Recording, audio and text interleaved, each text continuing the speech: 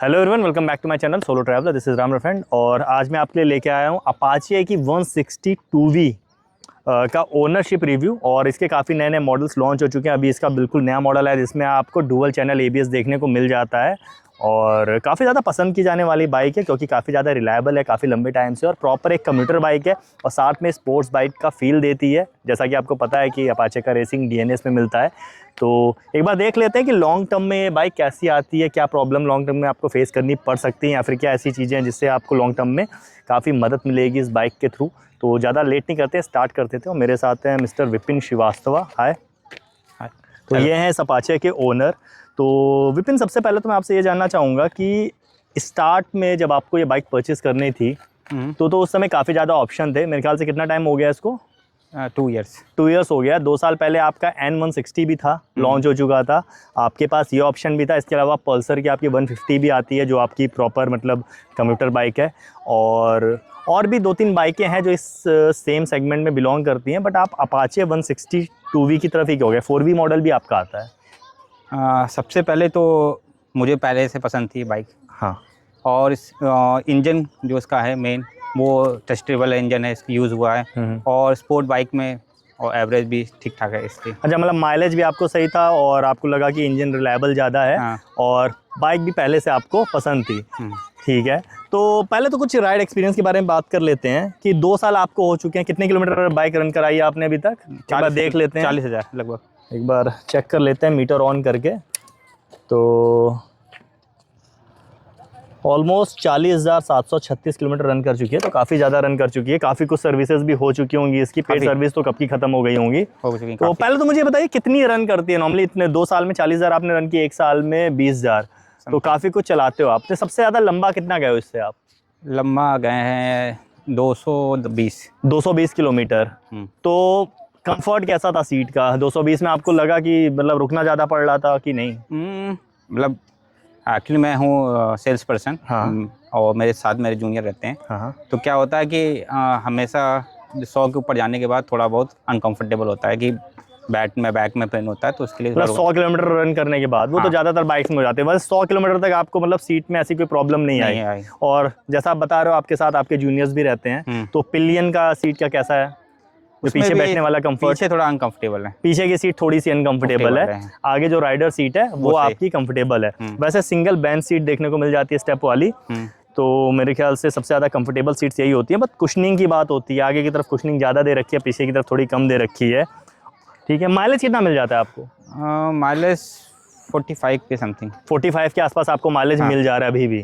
सही है मेरे ख्याल से। 45 के आसपास अगर माइलेज मिल रहा है तो ठीक है। व्हाट अबाउट परफॉर्मेंस कैसी है? परफॉर्मेंस में तो बहुत बेटर है, मगर जैसे आप 100 क्रॉस करते हैं तो उसमें एक प्रॉब्लम है, बहुत ज़्यादा हैंडल वाइब्रेट करने लगता है। मतलब 100 के ऊपर वाइब्रेशंस फील होते हैं आपको? काफ़ी ज़्यादा वाइब्रेशंस फील होते हैं। तो ये एक चीज़ है कि अगर आप 100 तक चला रहे हो तब तो काफ़ी ज़्यादा कंफर्टेबल है। बट 100 के ऊपर आपके जो जो आपके हैंडल बार है इसमें आपको अच्छे खासे वाइब्रेशन फील होते हैं। तो इसकी जो कंफर्टेबल क्रूजिंग स्पीड है वो 90 के आसपास। मतलब 90 पे आपको कुछ नहीं पता चलेगा। 90 पे पता नहीं चलेगा। 100 के ऊपर आपको फील होने लग जाएंगे। जैसे 105 110 पे गए हैं तो जब हैंडल करेंगे तो वाइब्रेशन आपको हाथ में बहुत महसूस। अच्छा, जैसे यहाँ पे आप चला रहे हो, आप जैसे बता रहे हो कि आप सेल्स पर्सन हो, काफ़ी घूमते हो, तो खराब रोडें भी बहुत मिलती होंगी।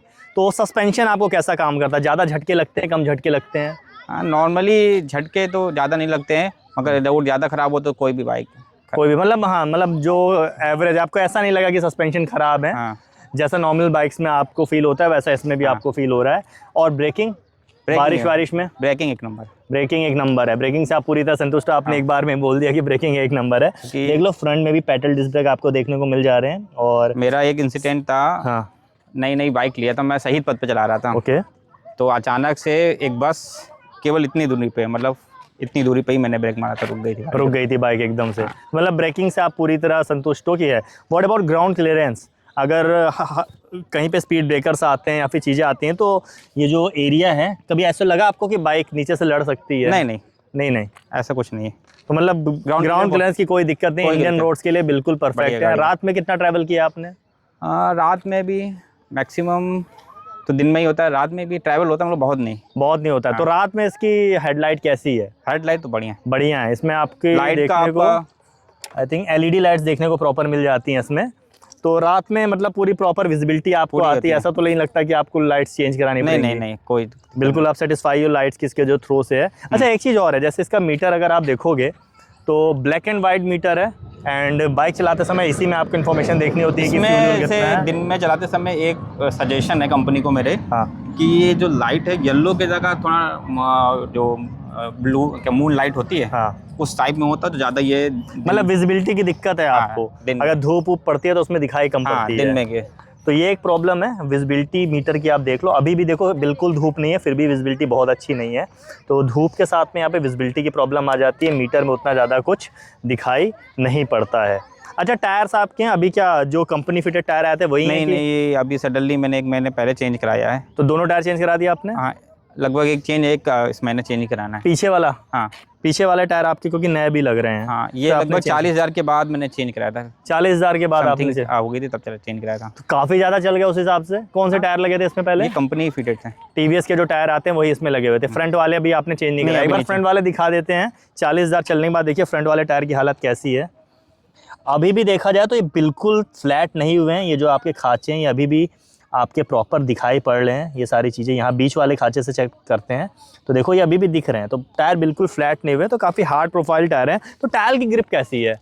बढ़िया है ग्रिप। स्पेशली बारिश में आपको ऐसा लगता है तेज ब्रेक मारोगे तो नहीं, फिसल बारिश सकते हो? में मतलब कोई भी ऐसा नहीं रहे, चाहे आप ऑफ रोडिंग में गए हो या सिंपली हो, गार्ड ब्रेकिंग और हैंडलिंग बहुत अच्छी है इसकी। बहुत अच्छी है ब्रेकिंग और टायर का ग्रिपिंग, सारी चीज़ें सब कुछ। आपकी सही हैं। अच्छा बात कर लेते हैं पैसे की, कितने की पड़ी थी आपको ये? ये 150 की समथिंग थी। 150 के आसपास पड़ी थी 2 साल पहले। अभी साल। माइट भी थोड़ा बहुत महंगा हो गई हो या फिर हो सकता है ना भी महंगा हो। आप लोग मुझे कमेंट करके बताइएगा इस समय कितने की आ रही है। तो मुझे ये बताइए सर्विस कितनी हो चुकी होंगी अब तक इसकी? सर्विस एक्चुअली मैंने काउंट बहुत सारी हो गई हाँ। होंगी। तो अभी लास्ट सर्विस जो आपकी हुई थी उसमें कितना खर्चा आया इसमें?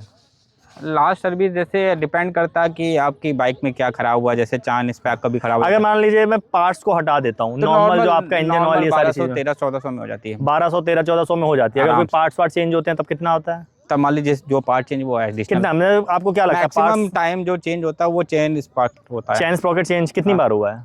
ये एक या दो बार हुआ शायद। 1 या 2 बार आपका चैन स्प्रॉकेट चेंज हो चुका है। हाँ।